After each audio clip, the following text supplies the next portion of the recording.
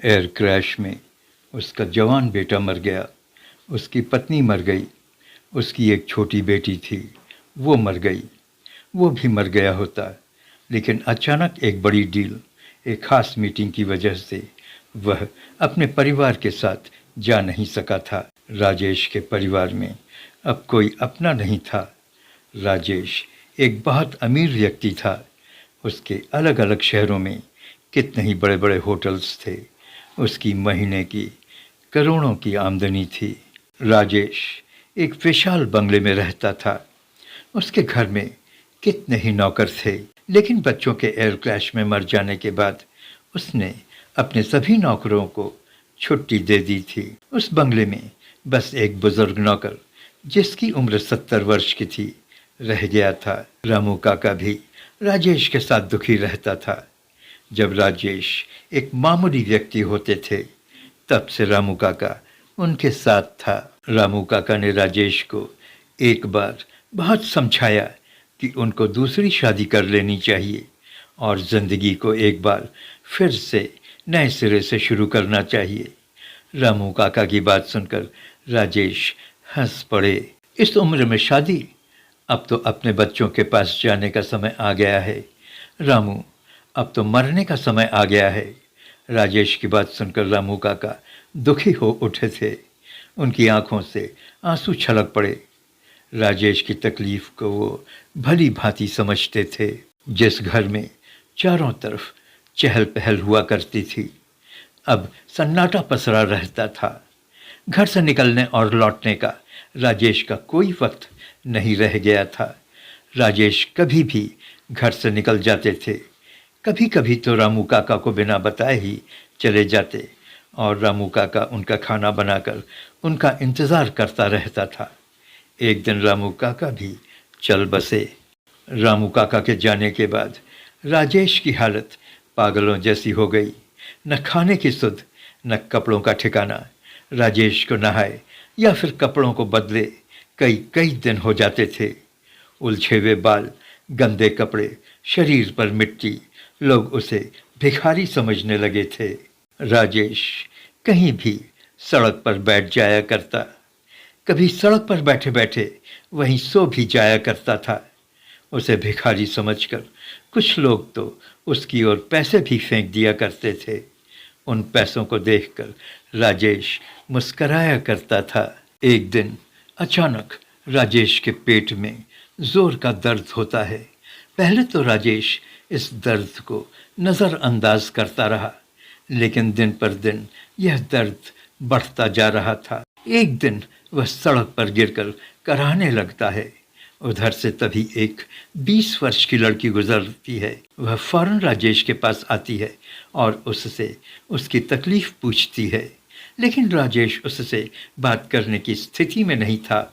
उस लड़की, जिसका नाम संजना था, फौरन एक रिक्शा बुलाती है और राजेश को एक डॉक्टर के पास लेकर जाती है। पहले तो डॉक्टर राजेश के फटे हाल को देखकर उसे चेक करने से मना कर देता है। इंसानियत की दुहाई देते हुए जब संजना ने डॉक्टर पर जोर डाला, तो डॉक्टर ने पैसे की बात कर दी। पैसा संजना के पास था नहीं। संजना एक गरीब लड़की थी। तभी उसने अपने उंगली से एक सोने की अंगूठी निकालकर डॉक्टर साहब के सामने रख दी। डॉक्टर उसे देखता रह गया। राजेश भी उसे देखता रह गया। संजना आखिर उसकी कौन थी? डॉक्टर साहब संजना से बोले, ये आदमी तुम्हारा कौन है? कोई नहीं। मैं जानता हूँ यह व्यक्ति तुम्हारा कोई नहीं है। यह एक पागल भिखारी है जो यहीं पास के बाजार में भटकता रहता है। तो क्या हुआ डॉक्टर साहब? है तो इंसान ही ना। डॉक्टर ने संजना को एक नज़र देखा और फिर राजेश को चेक करने लगा। राजेश को कुछ दवा खाने को दिया और फिर संजना से बोला, बेटा, इन्हें 3rd स्टेज का कैंसर है। ये अब कुछ ही दिनों के मेहमान हैं। संजना की आंखों में आंसू आ गए। दवा खाने के बाद राजेश का दर्द काफ़ी कम हो चुका था। अपने आप को संभालते हुए वह खड़ा हुआ। संजना ने भी उसे संभाला और दोनों डॉक्टर के चेंबर से बाहर आए। राजेश ने संजना से पूछा, बेटा, तुम कहाँ रहती हो? संजना बोली, यहीं पास में ही, माँ के साथ चौल में रहती हूँ। बेटा, वो सोने की अंगूठी मेरे जैसे भिखारी के लिए तुमने गंवा दी। संजना बोली, तो क्या हुआ? आपको उस समय डॉक्टर के पास ले जाना बहुत ज़रूरी था। राजेश ने कहा, तुम्हारी माँ क्या कहेगी? माँ गाली देगी। देने दो, मैंने आपकी जान तो बचा ली। हाँ बेटा, क्या तुम मेरे साथ मेरे घर चल सकती हो? संजना को छिचकते हुए हाँ बोली और राजेश संजना को लेकर अपने घर आता है। ये घर आपका है? संजना पूछती है। तो फिर आप ऐसे कैसे?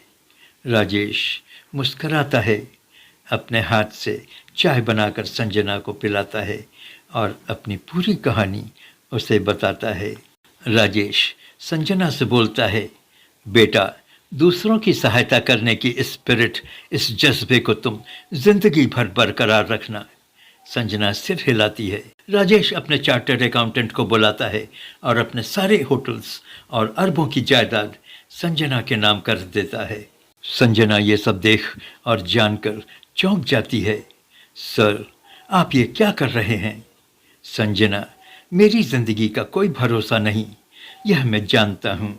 अगर ये सब प्रॉपर्टी मैं अगर किसी को नहीं दूंगा तो सारी जायदाद सरकार की हो जाएगी। तुमने मुझे बेहोशी की हालत में अस्पताल पहुंचाया। तुमसे अच्छा मेरे लिए और कौन हो सकता है? गरीब लड़की कुछ ही घंटों में अरबपति हो चुकी थी। उसकी अच्छाइयों ने उसे बुलंदी पर पहुंचा दिया था। आप नमस्ते हिंदुस्तान देख रहे हैं। प्लीज़ चैनल को सब्सक्राइब कीजिए। Thank you.